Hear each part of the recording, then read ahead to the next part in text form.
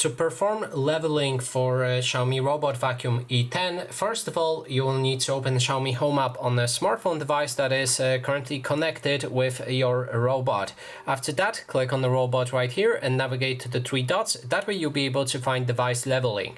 Now you will need to make sure that your robot is on the flat, stable surface, and after that you can click on this option and click on start. Now after you click on start, your robot will tell you to wait until it says that the leveling is complete. After it's complete, you will need to restart it. To restart it, click and hold the power button for 3 seconds, then let go.